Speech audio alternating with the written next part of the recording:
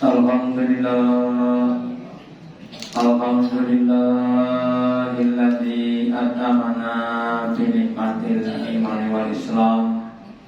Asyhadu an la ilaha illallah wahdahu la syarikalah wa asyhadu anna Muhammadan abduhu wa rasuluhu la nabiyya wa la rasula ba'dah.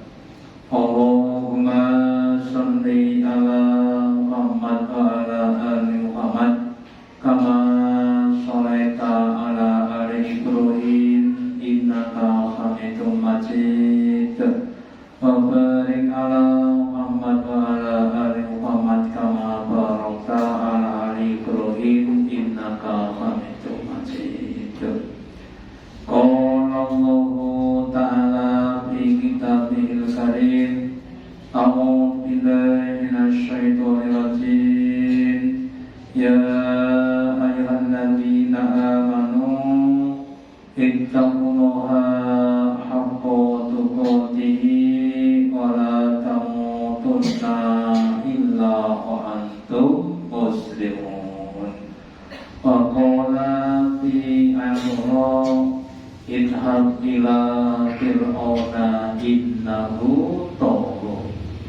Bapak Ibu hadirin yang dirahmati Allah Ta'ala, yang pertama dan utama, marilah kita selalu meningkatkan, menambahi kesyukuran kita, keimanan dan ketakwaan kita kepada Allah Ta'ala dengan menjalankan perintah-perintahnya dan menjauhi larangan-larangannya. Bapak Ibu hadirin yang dirahmati Allah Ta'ala, sudah banyak kenikmatan-kenikmatan Allah yang diberikan kepada manusia. Bahkan sebagian orang itu dilebihkan, diberi kenikmatan yang lebih, entah itu harta bendanya, entah itu kekuasaannya, ilmu atau jasa dianya. Akan tetapi kelebihan yang dilebihkan itu kadang-kadang membuat orang jadi sombong, menjadi takabur, bahkan mengangkat dirinya sebagai Tuhan atau ilah, sebagaimana yang dilakukan oleh Fir'aun pada zaman Nabi Musa. Ketika dia dilimpahkan kekuasaan harta benda yang banyak, kemudian dia menyatakan diri sebagai Tuhan.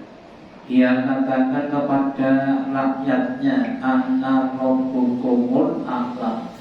Wahai penduduk warga negara Mesir, aku adalah Tuhanmu yang maha tinggi. Dan karena dia telah melampaui batas, maka Allah perintahkan kepada Musa, anak angkatnya Fir'aun, wahai Musa, idhab ila fir'auna innahu tagha. Wahai Musa, pergilah kamu kepada Fir'aun, berilah peringatan dia karena dia sudah melampaui batas-batas. Jadi Bapak Ibu, sebagian dampak dari kelebihan adalah kesombongan. Demikian juga pada zaman Nabi Muhammad SAW, sebagian orang-orang musyrik seperti Abu Lahab, Abu Jahal, Abu Sufyan, mereka diberi kelebihan-kelebihan dan kemudian mereka merasa mempunyai kelebihan dan merasa tidak akan mati. Maka kemudian Allah Ta'ala perintahkan kepada Nabi Muhammad untuk memberitahu kepada mereka, wahai orang-orang musyrik, kalau kamu merasa paling tinggi, paling besar hartanya, kekuasaannya, tetapi kamu tetap akan mati. Maka di surat As-Sajdah, surat yang ke-32, ayat yang ke-11, Allah berfirman, Qul, katakanlah wahai Rasulullah, katakanlah kepada orang-orang musyrik yang merasa dia punya kelebihan, Wahai orang musyrik, yatafakul malakul mauti, akan mewafatkan, akan mematikan kepada kamu malaikat mati, yaitu malaikat kematian, yaitu malaikat Israil. Alladzi wukila bikum, yang sudah diwakilkan, yang sudah diberi tugas untuk mencabut roh kamu atau nyawa kamu. Cuma lakum turjun, kemudian kepada Tuhanmu, kepada Allah turja'una, kalian akan dikembalikan. Kalau kita lihat pada zaman sekarang Bapak Ibu, orang-orang yang tidak beriman kadang-kadang juga banyak yang melampaui batas. Contohnya orang yang diberi harta yang banyak tapi hatinya miskin. Hartanya sudah ribuan triliun, tapi hatinya masih miskin. Dia ingin mendapatkan uang harta yang lebih banyak. Dengan cara apa? Dengan cara menyengsarakan orang lain, dengan cara membuat virus-virus atau senjata-senjata yang akan dapat memusnahkan manusia, jumlahnya banyak, dan kemudian menguntungkan pada diri mereka. Atau penguasa-penguasa tertentu di wilayah tertentu, contohnya yang di Uighur ya, orang-orang Islam ditekan supaya mereka meninggalkan agamanya atau yang ada di Israel atau yang lainnya. Seakan-akan mereka tidak akan mati, seakan-akan kekuasaan yang ada adalah kekuasaan yang abadi, seakan-akan mereka akan hidup selama-lamanya. Maka kepada mereka sekali lagi, orang-orang yang mereka itu menentang Allah, merasa akan hidup selamanya, harus kita lihat bahwa mereka tetap akan mati. Yang mematikan siapa? Yang mematikan adalah malaikat maut atau malaikat Israil. Dan terus bagaimana caranya malaikat Israil itu mematikan manusia? Ada dua metode, ada dua cara malaikat maut mencabut nyawanya manusia. Dijelaskan di surat An-Nazi'at, surat yang ke-79, ayat pertama dan kedua. Bismillahirrahmanirrahim. Wan-nazi'ati gharqa wan-nasyitati nashto. Demi malaikat pencabut nyawa yang mencabut dengan sekeras-kerasnya, dengan sedasar-dasarnya. Wan-nasyitati, dan demi malaikat pencabut nyawa yang mencabut dengan selembut-lembutnya. Jadi ketika malaikat mencabut nyawa itu tidak semuanya keras, tidak semuanya lembut, tapi ada yang lembut, ada yang keras. Pilih putih, pilih boten dicabut Pak. Ya, berarti boten pilih mati, boten pilih bersuara, ya. Yang namanya mati itu manut, mati itu patut. Tidak ada yang tidak patut kematian itu. Tidak ada yang tidak manut, semuanya manut. Kalau ya wegah saya Bu. Ini jenenge mati Pak. Dan kepada siapa malaikat maut itu mencabut nyawa dengan kerasnya? Ya tentu kepada orang-orang yang kafir, orang-orang yang menentang Allah, orang-orang yang durhaka kepada Allah.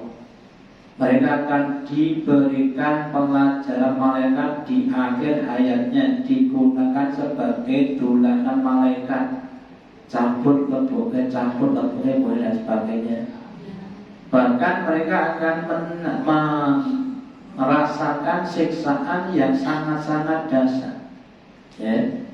Sebaliknya orang-orang yang beriman, yang ketika hidup di dunia mereka berbakti kepada Allah, akan dicabut dengan selembut-lembutnya. Bahkan nanti tidak dicabut, tapi keluar sendiri. Seandainya ada orang beriman yang ketika dia mau meninggal dunia merasakan sesuatu yang sakit, itu hanya sebagai penghapus, sebagai penghilang dosa-dosanya. Seperti junjungan kita Nabi Muhammad, beliau adalah orang yang baik, amalnya banyak, tapi ketika wafat juga merasakan suatu penderitaan. Karena untuk apa? Untuk menebus penderitaan umatnya. Saking sayang kepada umatnya, rekosone ketika mati itu ditanggung oleh Nabi kita, Nabi Muhammad. Maka berarti kita orang-orang beriman, ya. Terus kemudian kalau kita cermati, utamanya bapak-bapak yang sudah sepuh, yang mungkin sudah beberapa kali menunggui orang yang akan mati, bagaimana? Saya beberapa kali juga menemani beberapa orang yang akan mati. Kalau orang-orang yang baik itu begitu mudahnya. Tapi kalau orang yang tidak baik, ya rekoso, kadang ada yang merasa sakatul maut sampai berhari-hari. Bukan itu aja, tapi berhari-hari. Orang mati-mati tetap dalam keadaan rekoso, ya. Makanya sebagian doa yang diajarkan Nabi kepada kita, supaya kita minta diringankan ketika sakaratul maut. Allahumma ihawin alaina fi sakaratil maut. Ya Allah, mudahkanlah kepada saya besok ketika saya sakaratul maut, supaya mudah lancar untuk menemui pada orang. Kemudian di surat Al-An'am, surat yang ke-6 ayat yang ke-93, juga dijelaskan bagaimana malaikat itu gentak-gentak atau bersuara keras kepada orang-orang kafir untuk mengeluarkan rohnya atau nyawanya. Dijelaskan bahwa kalau idoliwuna, dan kalaulah engkau tahu ketika orang-orang yang dolim, yang kafir, yang ahli masyarakat fi gomatil mauti, di dalam tekanan-tekanan siksaan saat penderitaan akan mati. Wal malaikatu ibarat itu aidihim, dan mereka sudah menghafalkan tangannya. Tangannya sudah siap sedia untuk ngampleng, untuk memukul kepada orang-orang kafir, sambil berkata, ahriju anfusakum, wahai orang kafir, wahai musuh Allah, keluarkanlah nyawamu, keluarkanlah ruhmu. Pada waktu itu yang namanya manusia itu tidak pernah mengeluarkan rohnya selama hidupnya. Kalau mengeluarkan yang lain bolak-balik boleh, tapi kalau mengeluarkan roh itu kan tidak pernah. Akhirnya nggak bisa mengeluarkan roh. Lewat mana nggak bisa. Malaikat tambah boleh nomor tambah mangkel. Tok roh lagi tok tapi tok akhirnya tambah mulai, kemudian dibatak, kemudian digeret, kemudian ditarik dengan sekeras-kerasnya sambil muring-muring, ya. Itu malaikat mencabut ruhnya orang-orang yang kafir. Makanya kalau kita lihat sebagian orang yang maaf saja sukanya maksiat, banyak dosanya, ketika mau meninggal dunia itu kesakitan, sakit yang sangat amat. Dan mereka matinya biasanya matanya kemudian ke atas, kemudian mulutnya membuka. Kenapa? Karena bengoknya tadi, ya. Tarik itu kemudian dia bengok, ya. Masa bengok kok mingkem, dan bengok mingkem gak ada, ya bengok, ya. Itulah orang-orang yang ketika hidup di dunia mereka banyak dosanya, mereka tidak beriman. Terus kemudian juga dijelaskan malaikat maut memukul wajah dan dubur ketika mencabut nyawa orang kafir. Wajah itu kan suatu bagian tubuh yang sangat sensitif. Kalau kita lihat namanya petinju itu kalau dipukul badannya ya agak mempan. Tapi kalau dipukul wajahnya sekali dua kali Pak, bisa sekuyungan. Maka di surat Al-Anfal surat yang ke-8 ayat yang ke-50 Allah berfirman, walau taro dan kalaulah kalian melihat yatawalladina kafaru ketika orang-orang kafir itu akan mati atau meninggal dunia. Al-wala malaikatu yadribuna ala wujuhahu wa adbaruhu. Malaikat itu memukul pada wajah-wajahnya dan pada duburnya. Jadi kalau Mike Tyson boleh atau Pak ngampleng wong biasanya langsung klenger. Itu Mike Tyson. Nah malaikat itu lebih kuat dibanding dengan Mike Tyson. Kalau muka dipukul sekali, wah ya itu langsung hancur. Rasanya, bukan sangat dibayangkan. Atau dipukul dari duburnya. Kalau kita lihat kandang, pakai kadang-kadang dipukul dari dua. Ini caci itu. Kita kepala atau muka dan duburnya, ya, dipukul bareng. Bagaimana rasanya? Saya ngukur buatan wong biasa, tapi malaikat dengan kekuatan yang dasar. Ya, dapat dibayangkan begitu susahnya orang-orang kafir ketika mau menghadapi sakaratul maut. Padahal habis mati atau habis sakaratul bukan tambah enak, tapi tambah rekoso. Kenapa? Karena di alam barzakh akan mendapatkan berbagai macam siksa-siksa kubur, sehingga hidupnya yang di dunia yang tidak seberapa lama ditebus dengan berbagai macam penderitaan, mulai dari sakaratul maut, kemudian siksa kubur sampai hari kiamat, sampai nanti dimasukkan di neraka khalidina fiha abadan. Jadi nikmatnya maksiatnya itu jauh lebih kecil dibanding dengan penderitaannya, dimulai dari kuburan sampai nanti di neraka. Terus kemudian dasarnya kesakitan orang kafir dalam menghadapi kematian. Kalau ada orang sakit berbagai macam penyakit yang dikenal dengan namanya sakit komplikasi, jantungnya kena, paru-parunya kena, ginjalnya kena, gitu. Ditakoni pripun rasane, pripun sampe setengah mati. Rasanya niku setengah mati lah, nek mati lah 2 kali lipat, berarti lebih sakit lagi.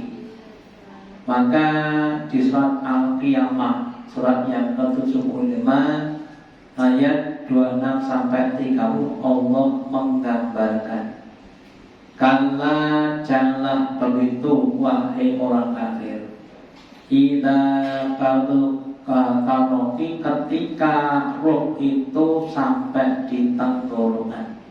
Di roh itu kalau belum sampai di tenggorokan orang masih hidup. Kalau sudah mau keluar sudah nyangkut transit di tenggorokan. Yang bisa gerak cuma kesini bu, saya memiliki pun adem, yang tangan bawah semuanya sudah adem. Kemudian wakila dan dikatakan man roh, siapa yang dapat menyembuhkan. Kalau ada orang sakit flu, pilek, demam, mungkin dikasih paracetamol atau yang lainnya bisa sembuh. Penyakit jantung mungkin juga bisa sembuh. Kalau sudah nyawa di tenggorokan, enggak ada yang bisa menyembuhkan. Bahkan banyak dokter, tim dokter, saya masih ingat pembalap Jerman, saya lupa namanya, itu jatuh ketika main ski, kemudian diperiksa di rumah sakit pakai tim dokter, itu kemudian koma tuh berbulan-bulan. Ya, padahal biayanya sangat mahal, tidak bisa mati tapi ya juga tidak bisa hidup. Dokternya sudah angkat tangan, angkat kaki, nggak bisa nyembuhkan. Pun Bu, niki Pak Tirta mantuk mawon. Niki kantun ngenten, niki esuk nopo sore nopo bengi nopo awan. Nggak bisa disembuhkan. Walaupun na'al firok dan mereka yakin bahwa dia akan berpisah dari keluarganya. Rawone do bapakmu paling-paling yo bar iki wis lanang omah. Sudah tidak di rumah. Walaupun satu bisa saking sakitnya, Pak. Sampai betisnya tuh berbeda dengan ini. Jadi kalau kita pernah ngempet ngoro. Kisahnya Dr. Justin Zan, jurnalis ketika datang di Afghanistan. Sana banyak anak-anak yang kena bom, kena granat, kakinya terputus, terus dipotong tanpa nganggo anestesi, disuruh nyangkut guban, nyangkut itu, kemudian ngerasain ben nyangkut guban, itu kakinya juga berbelit untuk menunjukkan bangunan sakitnya. Atau kisahnya ketika gempa Padang, ada orang Jawa Barat yang kerja di sana. Ketika terjadi gempa itu kakinya kena dinding, mboten iso dicopot, ya. Sebenarnya dan gorong, kakinya sendiri digorong sampai putus, ya. Kalau nggak itu nggak bisa keluar. Jadi kakinya digorong sendiri sampai putus, kemudian dia keluar sambil berangkat. Gitu, itu gratis sikile diri, Pak. Apalagi kematian lebih daripada itu, dasarnya itu lebih sangat dibanding dengan kaki yang digorong tanpa anestesi tadi. Terus ilahbika yaudil masa kepada Tuhanmu wahai orang kafir, kalian akan digiring, akan dikumpulkan kepada Tuhan. Itulah penderitaan orang kafir ketika akan meninggal dunia. Semoga yang Bapak Ibu kita semuanya terhindarkan dari su'ul khotimah, diberi husnul khotimah, dimudahkan dalam proses sakaratul maut, diberi rahmat ketika kita akhir hayat. Terus kita lanjutkan selanjutnya. Nikmatnya proses kematian orang-orang beriman. Kalau orang kafir matinya dalam keadaan rekoso, menderita sebaiknya orang-orang beriman matinya dalam keadaan nikmat. Matinya saja nikmat, akhir baru mati itu akan mendapatkan kenikmatan kubur, komidina sampai hari kiamat. Maka di surat Al-Fajr ini kisahnya sedang dalam sebuah hadis yang agak panjang.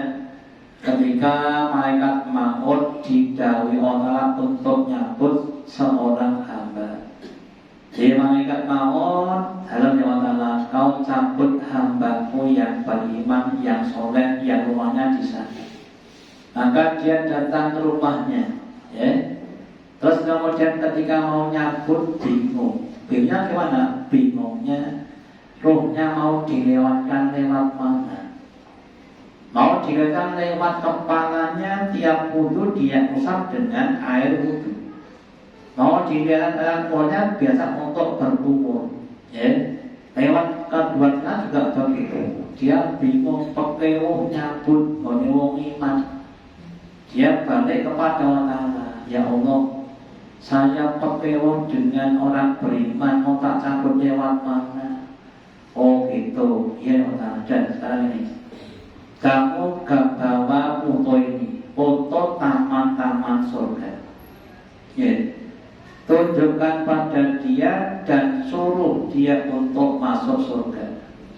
Maka kemudian malaikat maut membawa gambar tadi, terus dihadapkan pada orang beriman yang akan mati tadi.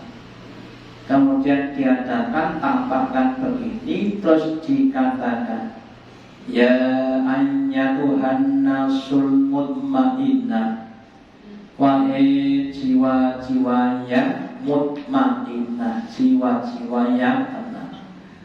Irji'i ila rabbiki radiyatan mardiyah, kembalilah kamu kepada Tuhanmu dalam keadaan orang yang ridho dan diridhoi. Kamu ridho kepada Allah, ridho kepada pemberian Allah, dan Allah ridho kepada perbuatan kamu.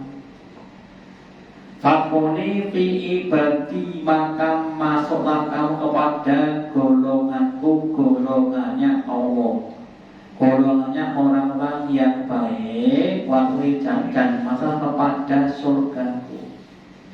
Nah, setelah dikatakan seperti itu, rohnya orang baik kemudian keluar sendiri, Bapak Ibu, ya, keluar kemudian menuju pada gambar tadi. Nah, ketika sudah keluar, terus dipegang malaikat, dikatakan, terus kemudian diletakkan di kain yang putih, dikasih minyak kasturi, terus dibawa ke langit sampai nanti di hadapan Allah. Setiap masuk langit, di atasnya penjaganya bergembira. Wah, ini rohnya siapa ini? Ya, aromanya sangat-sangat harum dan sebagainya, sampai ke satu susana dan diletakkan di suatu tempat namanya Iliyin, tempat yang tinggi, tempat yang terhormat, tempat yang digunakan hanya oleh orang-orang yang terhormat. Itulah kematian orang-orang beriman.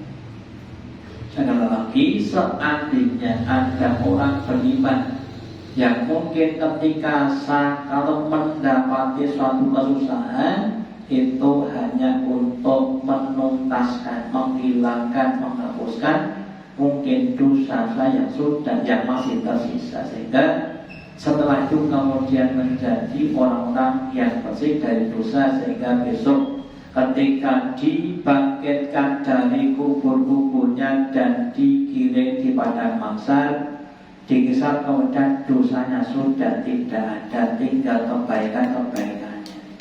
Makanya kita Bapak Ibu harus berusaha mempertahankan keimanan kita sampai akhir hayat, jangan sampai dijual dengan kenikmatan dunia.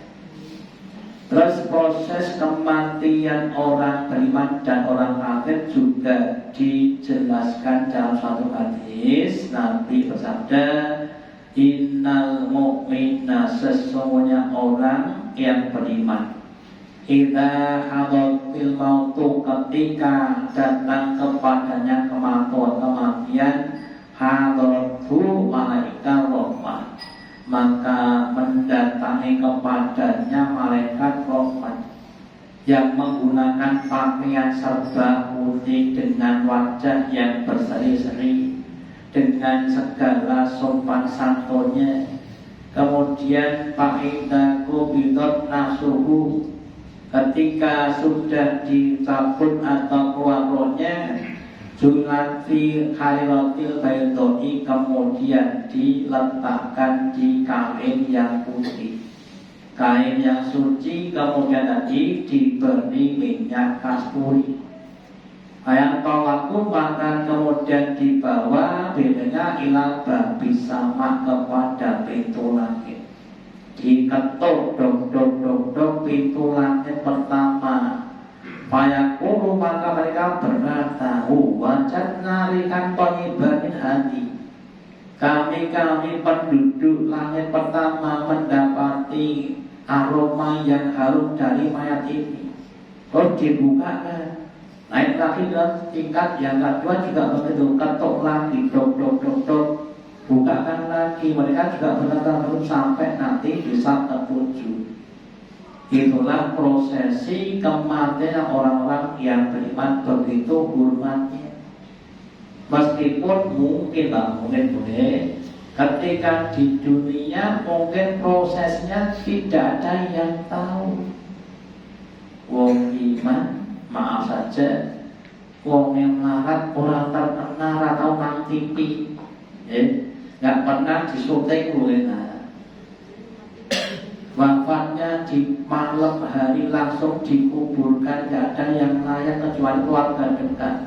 Tapi itu mulia dibanding mungkin orang yang terkenal seantero jagat raya, sering muncul di layar media, ya katanya banyak, tapi kalau kafir nanti akan dicampakkan di belakang. Terus kemudian setelah itu dakwuhu yastariku, kemudian dikatakan kepada mereka orang-orang tadi, hendaklah kalian untuk istirahat fiqomen dalam suatu naungan. Jadi setelah itu selesai, masuk ke satu tempat untuk istirahat menunggu datangnya kiamat dalam keadaan diberi kenikmatan kubur atau kenalan alam barzakh.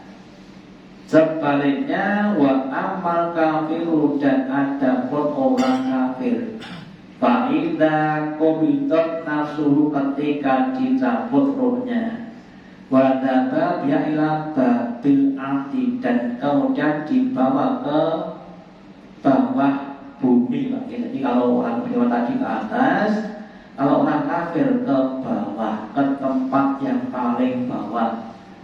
Ya kulu qadarul ardi, maka berkatalah penjaga bumi, oh mawajadna rikaha adnana, kami dapati aromanya itu aroma yang busuk, aroma yang tidak sedap, min hadid, dari mayat ini. Maaf boleh bapak pernah ngambu barang sing boten sae, barang sing bosok kuwi. Rasanya yang tadi kok ambune bagian. Kemudian fakta biha ila amdi sebelah, kemudian dia dicampakkan atau diletakkan di bumi yang paling bawah, yang namanya sijjin. Secara bahasa sijjin itu artinya penjara, tempat yang kecil, tempat yang sempit yang ada di bawah, menunjukkan kerendahan dari orang yang dikubur. Makanya meskipun mereka seorang raja atau penguasa atau orang yang kaya raya, tapi kalau mereka orang yang durhaka kepada Allah akan hinakan. Mantan presiden Israel namanya Ariel Sharon, yang sudah banyak membantai orang-orang Muslim di Palestina, ketika mau meninggal itu komanya, koma atau koma ini, bukan titik, koma itu berbulan-bulan, koma bulan-bulan, badannya busuk tapi masih hidup. Gitu? Di awak wis abu, niku wonge jek urip. Atau presiden Turki pada zaman dulu namanya Mustafa Kemal Atatürk juga begitu.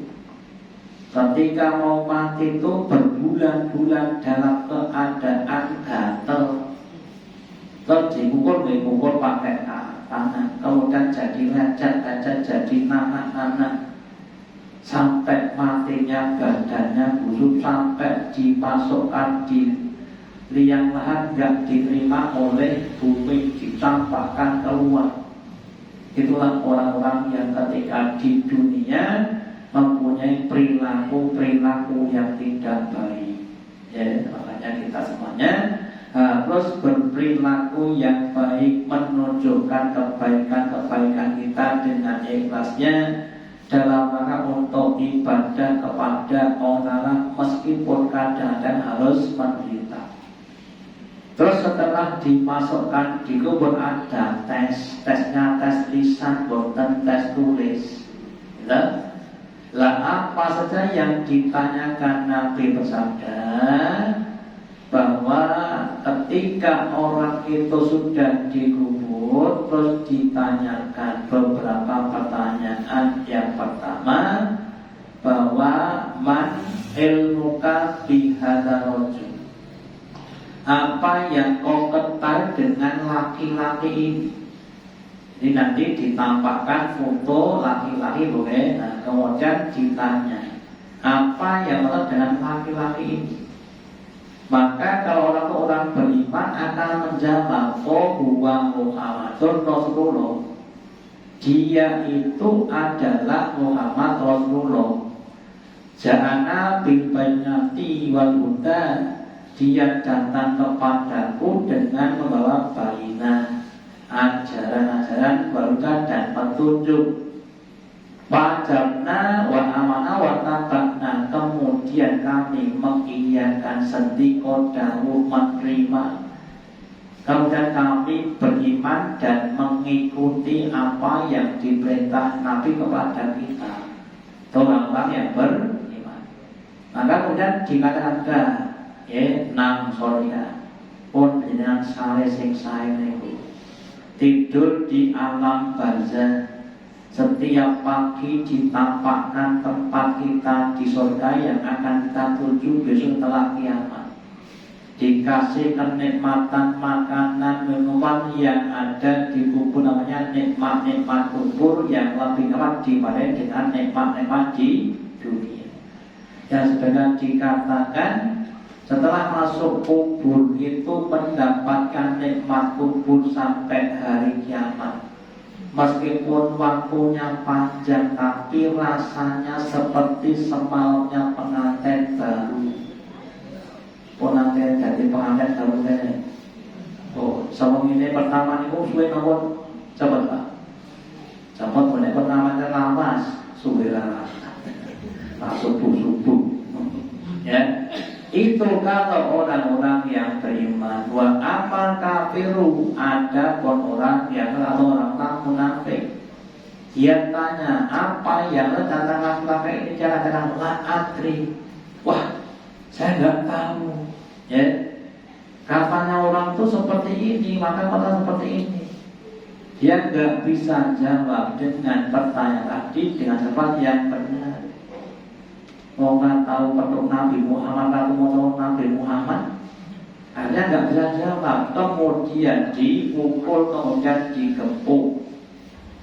Ya kalau dia menjerit, maka ceritanya itu seandainya manusia itu mendengar yang hidup itu, yang itu sudah pingsan, apalagi yang dipukul akan lebih pingsan lagi.